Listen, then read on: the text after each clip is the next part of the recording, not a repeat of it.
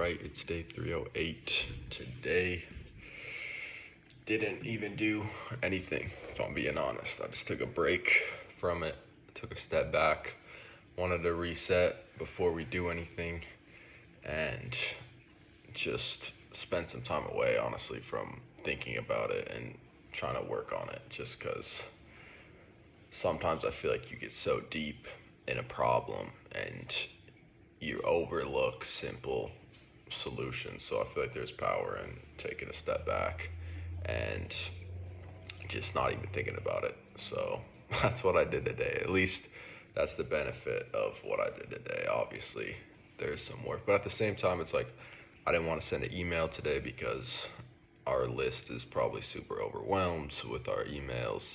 So I didn't know what else to do. I mean, we're scaling this week, so that's something on the radar. And yeah, I mean, a lot of the systems are already in place. Granted, they are bad systems or not as good as they could be.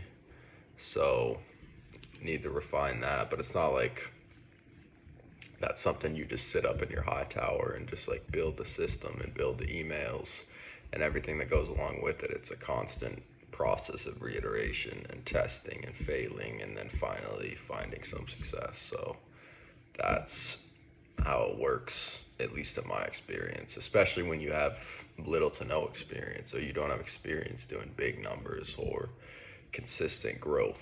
You kind of just have to throw shit at the wall and see what sticks, you know, that old saying. So that's kind of the phase I'm in. It sucks, but yeah, I mean, I could watch, like, that's the thing. It's like you could watch a million YouTube videos, you could read 1,000 books, but it's like you really don't know until you try. You really don't know what it's gonna go like. You don't know how your audience is gonna react. You don't know what the market's like until you actually get in it. So that's some advice I would give is stop planning, start doing, because you're going to learn so much more that way and you're going to accomplish so much more because you never accomplish anything by planning. But I got off on a little tangent there. I think we did $100 in sales, maybe 80. So it's definitely dropping off. Definitely sucks. But I mean, put it this way, I guess, like, we did close to $3,000 in the past 10 days. So that's not horrible. If we can keep that up, which we will when we scale, right? If we could get to like 5,000 a week, which I definitely think we can,